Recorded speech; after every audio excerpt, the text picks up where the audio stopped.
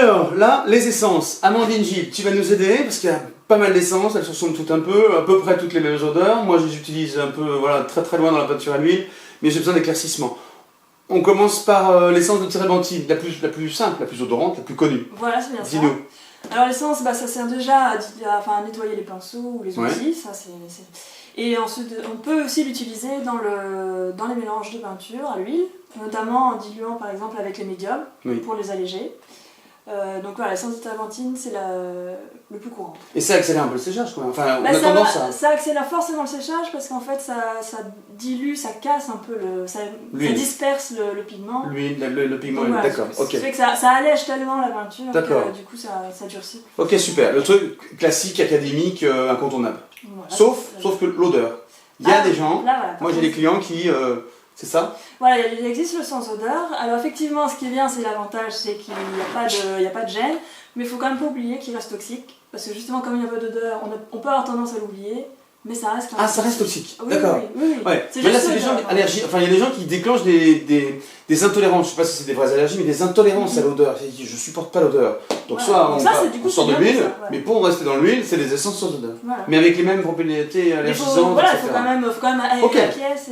Ça marche, c'est bon à noter. On avance, on enchaîne. Le pétrole, l'essence de pétrole, pourquoi on l'utilise alors elle? Eh ben, on l'utilise également pour diluer les médiums, parce que du coup, par exemple pour les résines, ça c'est bien. C'est mieux enfin... C'est différent, l'essence de térébenthine, à la base c'est un produit qui est un peu plus naturel. D'accord. L'essence de pain. D'accord. Et là, l'essence de pétrole, comme son nom l'indique, c'est... Même caractéristique finalement. Mais voilà, c'est le même caractéristique. Même usage, voilà, c'est ça. Voilà. Ok, super. L'essence d'aspic. Alors l'essence d'aspic, c'est un produit qui est naturel, qui a les mêmes, on va dire, utilités, mais qui donne une meilleure qualité. Ah. Au niveau de, voilà, si on...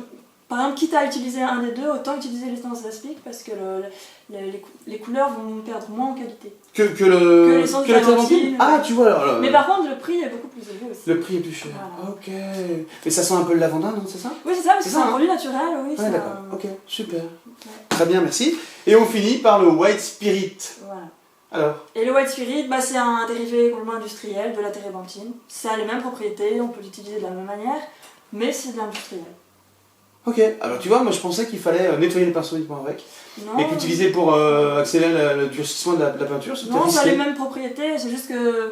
Bon, après il y a aussi de l'industriel pour la térébenthine, mais à l'origine, la térébenthine c'est de l'essence de pain, donc c'est tout à fait naturel, et l'autre c'est complètement industriel, mais ça a les mêmes propriétés. Super, merci beaucoup, merci Amandine Gilles.